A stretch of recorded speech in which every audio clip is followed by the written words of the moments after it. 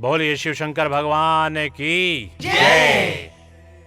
प्रिय भक्तों, श्री शिव महापुराण के रुद्र संहिता तृतीय पार्वती खंड की अगली कथा है हिमवान का पार्वती को शिव की सेवा में रखने के लिए उनसे आज्ञा मांगना और शिव का कारण बताते हुए इस प्रस्ताव को अस्वीकार कर देना। तो आइए भक्तों, आरंभ करते हैं ये कथा और 12वां अध्याय। ब्रह्मा जी कहते हैं, हे नारद, तदंतर शैलराज हिमालय उत्तम फल फूल लेकर अपनी पुत्री के साथ हर्षपूर्वक भगवान हर के समीप गए। वहां जाकर उन्होंने ध्यान पारायण त्रिलोकीनाथ शिव को प्रणाम किया और अपनी अद्भुत कन्या काली को हृदय से उनकी सेवा में अर्पित कर दिया। फल फूल आदि सारी सामग्री उनके सामने रखकर पुत्री को आगे करके शैलराज ने शंभु से कहा, हे भगवान, मेरी पुत्री आप भगवान चंद्रशेखर की सेवा करने के लिए उत्सुक है, अतः आपके आराधन की इच्छा से मैं इसको साथ लाया हूं। यह अपनी 2 सखियों के साथ सदा आप शंकर जी की सेवा में रहे। हे नाथ, यदि आपका मुझ पे अनुग्रह है तो इस कन्या को सेवा के लिए आज्ञा दीजिए। तब भगवान शंकर ने उस परम मनोहर काम रूपणी कन्या को देखकर आंखें मूंद ली और अपने त्रिगुणातीत अविनाशी परम तत्व में उत्तम स्वरूप का ध्यान आरंभ किया। उस समय सर्वेश्वर एवं सर्वव्यापी जटाजूटधारी वेदांत वेद चंद्रकला विभूषण शंभु उत्तम आसन पर बैठकर नेत्र बंद किए तप ध्यान में ही लग गए। यह देख हिमालय ने मस्तक झुकाकर पुनः उनके चरणों में प्रणाम किया। यद्यपि उनके हृदय में दीनता नहीं थी, तो भी वे उस समय इस संशय में पड़ गए कि न जाने भगवान मेरी प्रार्थना स्वीकार करेंगे या नहीं। वक्ताओं में श्रेष्ठ गिरिराज हिमवान ने जगत के एकमात्र बंधु भगवान शिव से इस प्रकार कहा। हिमालय बोले, हे देव देव, हे महादेव, हे करुणाकर, हे शंकर, हे विभो, मैं आपकी शरण में आया हूं। आंखें खोलकर मेरी ओर देखिए। हे शिव, सर्व महेशान, जगत को आनंद प्रदान करने वाले प्रभु, हे महादेव, आप संपूर्ण आपत्तियों का निवारण करने वाले हैं। मैं आपको प्रणाम करता हूं। हे स्वामिन, हे प्रभु, मैं अपनी इस पुत्री के साथ प्रतिदिन आपका दर्शन करने के लिए आऊंगा, इसके लिए आदेश दीजिए। उनकी यह बात सुनकर देव देव महेश्वर ने आंखें खोलकर ध्यान छोड़ दिया और कुछ सोच विचार कर कहा। महेश्वर बोले, गिरिराज, तुम अपनी इस कुमारी कन्या को घर में रखकर ही नित्य मेरे दर्शन को आ सकते हो, अन्यथा मेरा दर्शन नहीं हो सकता।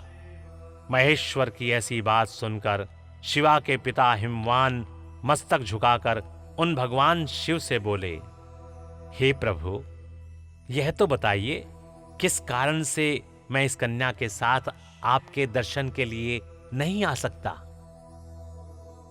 क्या यह आपकी सेवा के योग्य नहीं है? फिर इसे नहीं लाने का क्या कारण है, यह मेरी समझ में नहीं आता। यह सुनकर भगवान वृषभध्वज शंभु हंसने लगे और विशेषतः दुष्ट योगियों को लोकाचार का दर्शन कराते हुए वे हिमालय से बोले, शैलराज, यह कुमारी सुंदर कटि प्रदेश से सुशोभित तनवंगी चंद्रमुखी और शुभ लक्षणों से संपन्न है, इसलिए इसे मेरे समीप तुम्हें नहीं लाना चाहिए।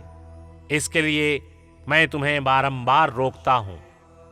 वेद के पारंगत विद्वानों ने नारी को माया रूपणी कहा है। विशेषतः युवती स्त्री तो तपस्वी जनों के तप में विघ्न डालने वाली ही होती है।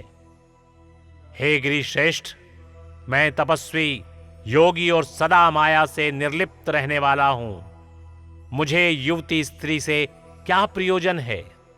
तपस्वियों के श्रेष्ठ आश्रय हिमालय, इसलिए फिर तुम्हें ऐसी बात नहीं करनी चाहिए, क्योंकि तुम वेदोक्त धर्म में प्रवीण, ज्ञानियों में श्रेष्ठ और विद्वान हो।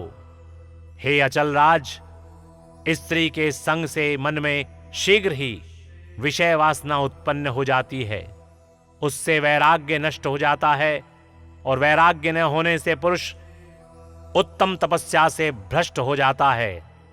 इसलिए शैल, तपस्वी को स्त्रियों का संग नहीं करना चाहिए, क्योंकि स्त्री महाविषय वासना की जड़ एवं ज्ञान वैराग्य का विनाश करने वाली होती है। भवत्यचल तत्संगाद विषयोत्पत्तिराशुवः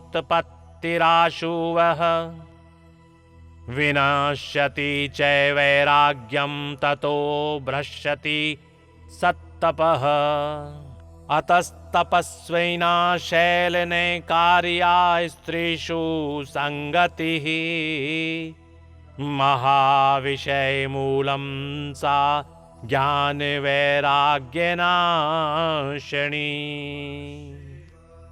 ब्रह्मा जी कहते हैं, हे नारद, इस तरह की बहुत सी बातें कहकर महायोगी शिरोमणि भगवान महेश्वर चुप हो गए। हे देवर्षे, शंभु का यह निरामय, निस्पृह और निष्ठुर वचन सुनकर काली के पिता हिमवान चकित, कुछ व्याकुल और चुप हो गए। तपस्वी शिव की कही हुई बात सुनकर और गिरिराज हिमवान को चकित हुआ जानकर भवानी पार्वती उस समय भगवान शिव को प्रणाम करके विशद वचन बोली। बोलिए शिव शंकर भगवान की जय। प्रिय भक्तों, इस प्रकार यहाँ पर श्री शिव महापुराण के रुद्र संहिता तृतीय पार्वती खंड की ये कथा और 12वां अध्याय यहीं पर समाप्त होता है। बोलिए शिव शंकर भगवान की जय। ओम नमः शिवाय।